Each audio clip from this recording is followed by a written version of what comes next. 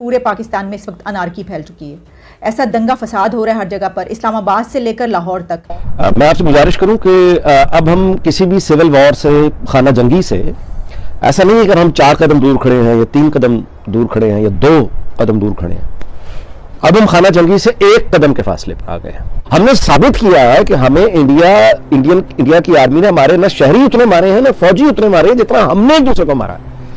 Terrorism पैदा करके, दहशतगर्द तंजीमें पाल के हमने अपनी पॉलिसियों से खुद को तोड़ा है, अपने आप को मारा है।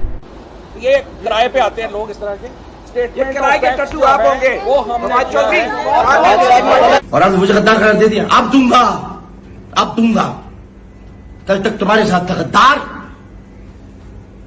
अब उनके साथ हुए जो गद्दार थे। तुमने जनरल बाजवा को हटाने की कोशिश की। नमस्कार दोस्तों, जय हिंद। दोस्तों, जैसा कि आपने इंट्रो में देखा कि पाकिस्तान में इस समय सिविल वॉर जैसे हालात शुरू हो चुके हैं। आपको पहले भी कई सारी रिपोर्ट्स ऐसी दिखा दी हैं मैंने अपनी वीडियोस में कि पाकिस्तान के हालात श्रीलंका जैसे होने वाले हैं अगर पाकिस्तान को कहीं से कर्जा ना मिला। एक तरफ सऊदी अरब ने जो यूएई ने पैसा देने से मना कर दिया और दूसरी तरफ IMF ने भी पाकिस्तान को पैसा देने से मना कर दिया। अब पाकिस्तान की सियासत में एक दूसरे पे इल्ज़ाम लगाना भी स्टार्ट हो गया है। जैसा कि आपने इंट्रो में देखा कि आमिर लियाकत ने इमरान खान पे गंभीर आरोप लगाए कि तू एक गद्दार है, और सेकंड तुमने एक कमर जावेद बाजवा आर्मी चीफ को हटाने की कोशिश की है।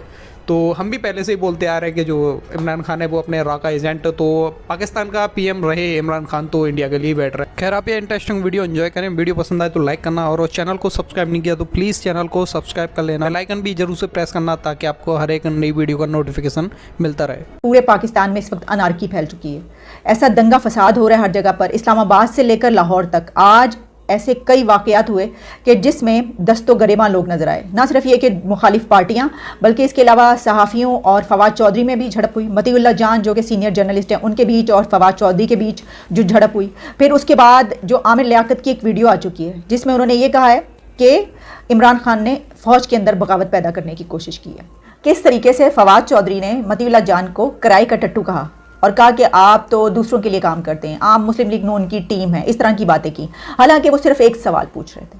सवाल था सिर्फ एक सवाल का, और वो सवाल ये था कि आप ये बताइए कि फ़राह बाहर क्यों चली गई। फ़राह वही खातून जो कि फर्स्ट लेडी की सबसे करीबी दोस्त, और बल्कि फवाद चौधरी ने आज भी कह दिया, जब एक खातून ने उनसे सवाल पूछा कि फ़राह कौन है तो उन्होंने कहा कि वो खातून अव्वल की करीबी दोस्त थी जो उनके साथ बनी गाला में रहती थी।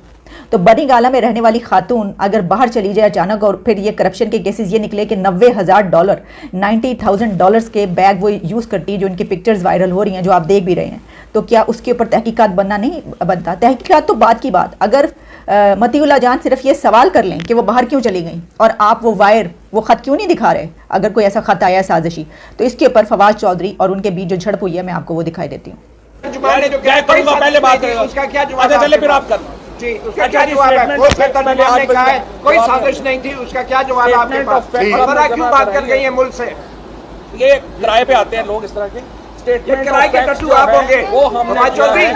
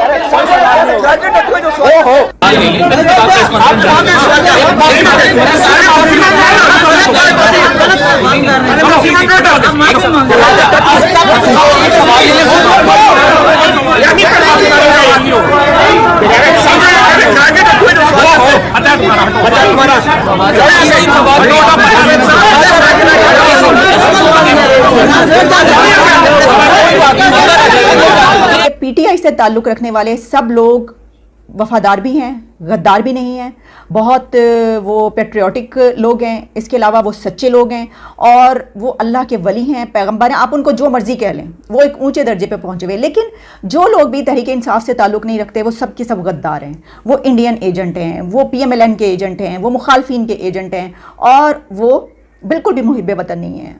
मतलब और उनको तो आप सज़ा देनी चाहिए, उनको आप कटहरों में ले आएँ, आप उनको जेलों में बंद कर दें, आधे पाकिस्तान को आप जेलों में बंद कर दें।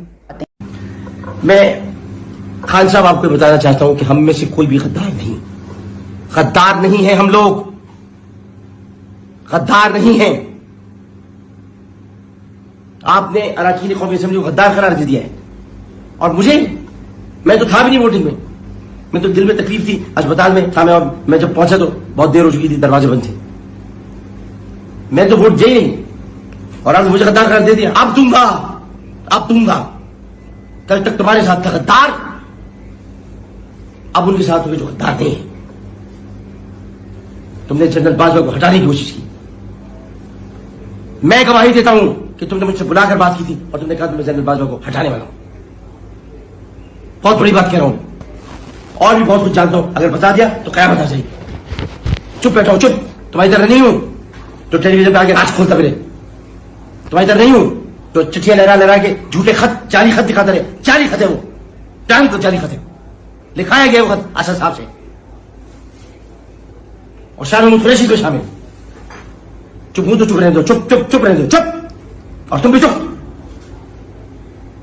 तुमने फौज में बगावत कराने की कोशिश की, तुमने कोशिश की कि एक कोर कमांडर को सामने लाकर तुम आर्मी चीफ को हटा दो, हमारे भाइयों को हटा दो। हटा के देखो, तुम्हारा बाप नहीं हटा सकता, तुम्हारा बाप भी हटा नहीं सकता, हटाओ,